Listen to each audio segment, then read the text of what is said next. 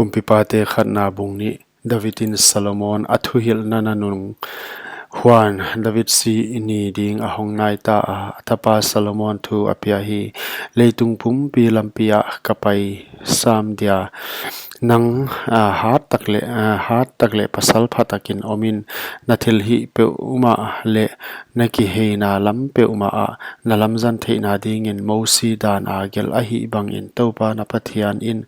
alampi te zui ding le adan thu se te athu piak te vai avai hom te le athu thei sak te pom dia thu apiak te zui in topa natung tang thu a naswan te lung tang ting ting ule alung sim tak wa kamit mu a thu tak a om ding a om dan wa apilwan ule Israel lal tut pha a tu ding mi natat lak ke ding chi a again hi hi kip ding hi jeruya tapa jo up in ahon bol dan Israel te sepai heu tu ni ner tapa abner le jeter tapa amasa abol dan na the hi amau te athat a kilep lai a kido si san so a ataya akonga ka a hidap but a kido na si san aban sakdan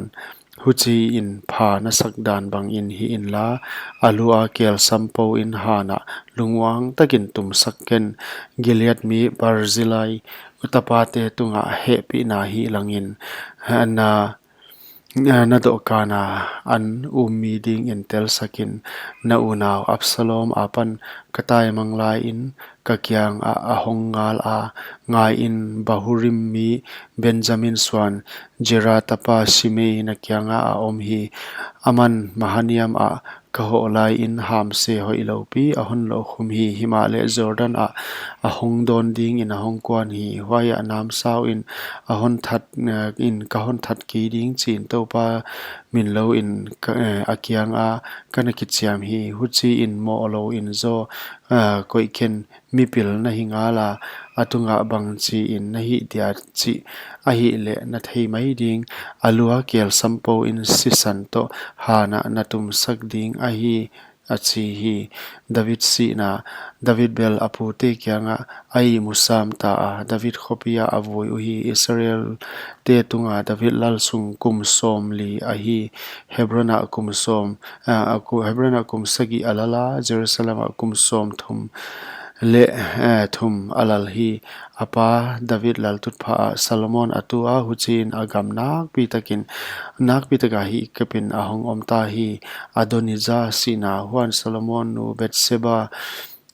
kyanga hagit utapa Adonijah aho a aman hoilam thu a hong na hi mo anachi hi aman hoilam thu a hi achi hi na kyanga banghiam gen ding kane hi achino na aman gen ve achi hi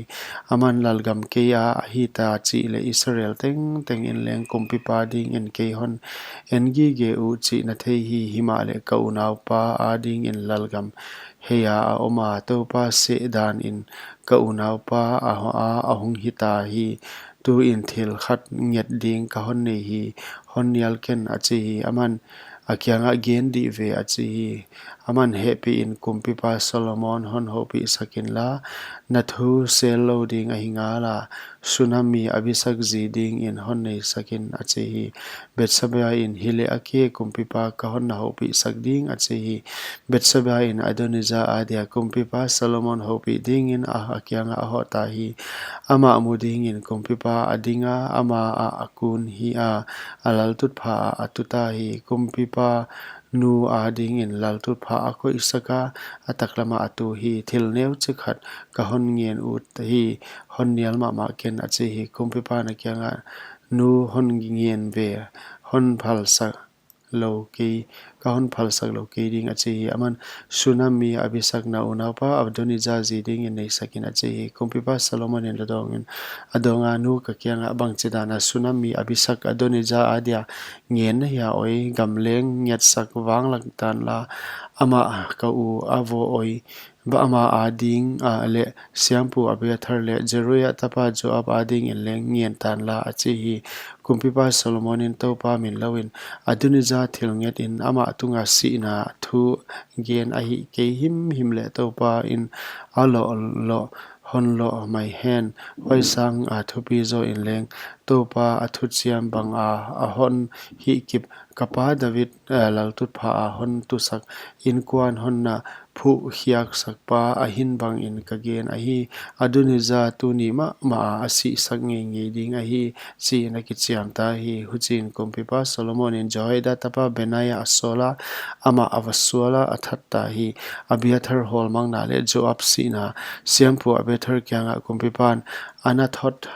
na in le lo a pai in sitak la na hingala himale kapa David ma a topa pathian bom anna na zon zel ziakin le kapa hat hak sana thuak ting ting na thuak sam zel ziakin tu in zo ka hon that ke ding ache hi uchin Solomon in Abiathar topa siampu ahi na atop sakhi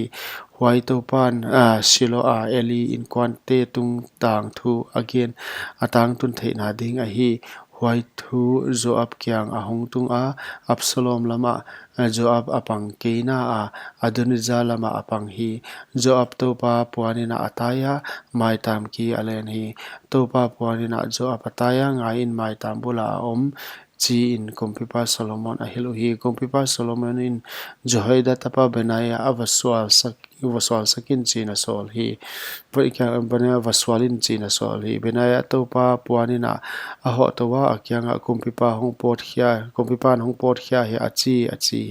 hi aman hilo e ya kasizoding achi hi benaya in Jobin huchi na hon na dong hi chi in kompipa kyanga thu tun non hi kompipa na kyanga achi le bang na hi ba achi bangin hi in la vaswalin la voin azia kom het lowa Jobin sisan aswana apan kele kapa in kote na hul sak thei na ding in achi hi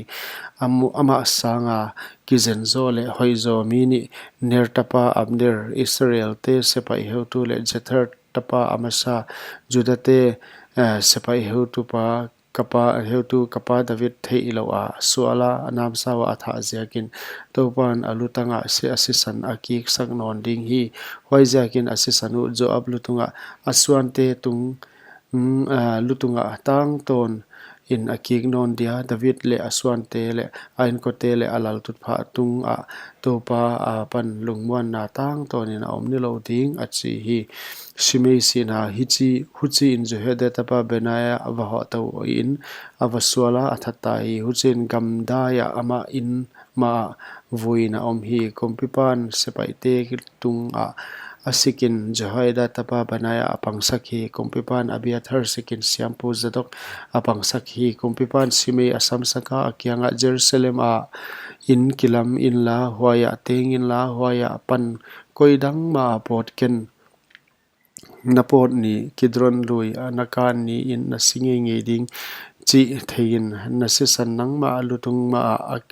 om ding achi hi Shimei in kompipa kyanga adike topa kompipan again bangin na sikhai na hi zel ring achi hi hujen Jerusalem Shimei asot kwam takateng hi huan hi chi ahungya kum thum nung in Shimei sikha te lakani gat kompipa makha tapa akish kyanga atai mang u hi ngai in na sikha te gata omu chi in Shimei ahil u hi Shimei atho sabil tung avana asikha te zongding in gata akish kyanga aho ta hi Shimei in gata pan asikha te apapi ki Shimei Jerusalem apan apota gata aho in honggi non chi in Solomon ahilu kompipan Shimei asam saka akyanga napot ni gamdang napot hyang ni